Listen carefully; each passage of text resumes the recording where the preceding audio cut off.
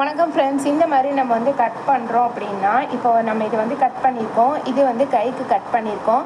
இப்போ இது வந்து இதுக்கு கையோட அளவுக்கு கரெக்டாக இருக்குமா, இல்லை நமக்கு எச்சு மிச்சா இருக்குமா அப்படிங்கிறது எப்படி பார்க்குறது அப்படின்னு பார்த்தீங்க அப்படின்னா, இப்போ இந்த மாதிரி கட் பண்ண பாட்டை எடுத்து இந்த மாதிரி வச்சுக்கோங்க. எப்படியா இருந்தாலும் இந்த இடத்துல ஷோல்டர் வந்து ஜாயின் பண்ணிடுவோம். அதனால் வந்து அந்த இடத்துல கொஞ்சம் நம்ம வந்து தைக்கிறது போக நீங்கள் கரெக்டாக வச்சுக்கிட்டாலும் சரி, கொஞ்சம் விட்டுக்கிட்டாலும் சரி. இப்போ இந்த மாதிரி வச்சு பார்த்தீங்க அப்படின்னா உங்களுக்கு இதுவும் சரியாக இருக்கா இல்லையான்னு தெரிஞ்சிடும். அப்படி வந்து பார்த்துட்டிங்க அப்படின்னா நம்ம வந்து கைக்கு ஜாயின் போடணுமா, இல்லை கரெக்டாக கட் பண்ணியிருக்கிறோமா, இல்லை எக்ஸ்ட்ரா கட் பண்ணணுமா அப்படிங்கிறது தெரிஞ்சுக்கலாம். இல்லை நீங்கள் கட் பண்ணுறதுக்கு முன்னாடியே உங்களுக்கு இந்த டவுட் வந்தது அப்படின்னா இதை ஒரு தடவை அளந்து பார்த்தீங்க அப்படின்னா ஒரு 9.5 வருது.